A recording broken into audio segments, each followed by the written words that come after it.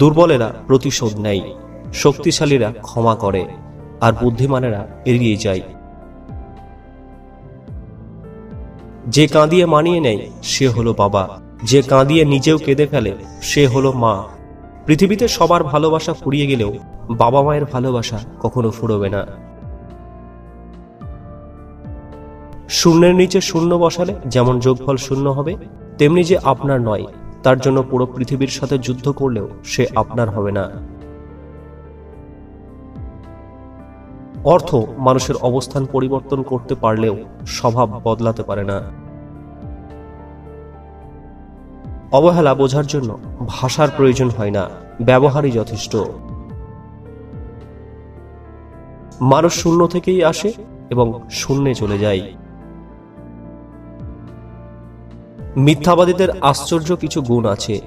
এরা হাসতে হাসতেও মিথ্যা বলে, কাঁদতে কাঁদতেও মিথ্যা বলে, এমনকি মানুষ হয়ে মানুষ ছুঁয়েও মিথ্যা বলতে পারে। জীবনে যা পাওয়া হয়নি তা নিয়ে ভাবতে থাকলে শ্রেষ্ঠ কিছু পেলেও তার মূল্য থাকে না। শরীর আর সম্পত্তি নিয়ে কখনো গর্ব করতে নেই, কারণ অসুস্থতা আর দারিদ্রতা কাউকে বলে আসে না। একজন প্রেমিকা ঠিক ততটাই সুন্দর যতটা তার প্রেমিকের দৃষ্টি সুন্দর। মনের মাঝে হতাশা, ঠোঁটের কোণে হাসি, সবকিছু নিয়ে মিথ্যের শহরে বেশ ভালো আছি।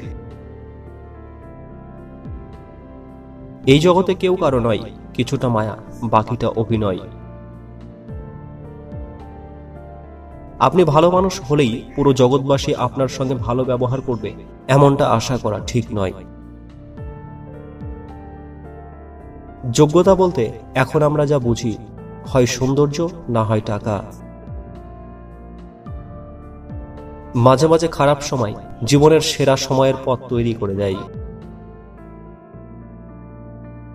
কারো অবহেলা মানেই জীবন শেষ নয়। একজনের কাছে তুমি মূল্যহীন হতে পারো, সবার কাছে নয়।